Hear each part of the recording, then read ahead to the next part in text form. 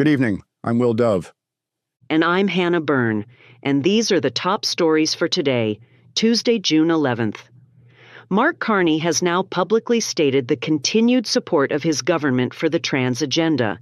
After tabling two new censorship and control bills in the past 2 weeks, the Liberals are now wanting to revive Bill C-63, the Online Harms Act. The Quebec government has taken another step toward outlawing Christianity in Canada, and Dr. Geert Vanden Bossche issues a dire warning that we may be about to see a massive population crash due to deaths among the vaccinated. Since Parliament reconvened late last month, Carney's government has already tabled two new censorship and control bills, C2, which aims to give the government access to Canadians' subscriber data, and C4, which would allow them to collect and use that information with no oversight. Now, a recently appointed Liberal senator is stirring debate as he calls for the revival of Bill C-63, the Online Harms Act, which previously failed to pass in Parliament. Senator Christopher Wells, selected by former Prime Minister Justin Trudeau in 2024, has publicly supported bringing back the legislation, now that Mark Carney leads a Liberal government intent on continuing Trudeau's legislative agenda of censorship and control.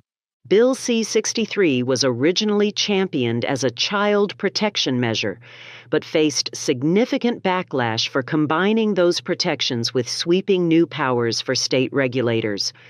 The bill would allow authorities to target not only illegal speech, but also content likely to foment detestation or vilification based on race, religion, gender, and other characteristics.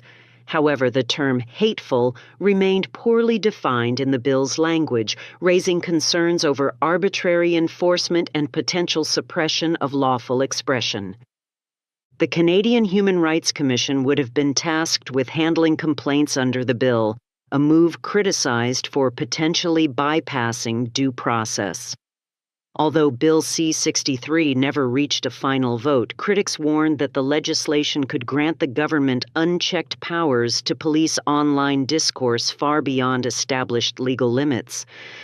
Wells maintains that the bill is necessary to strengthen penalties for hate crime offenses, stating, "I believe Canada must get tougher on hate and send a clear and unequivocal message that hate and extremism will never be tolerated in this country, no matter who it targets."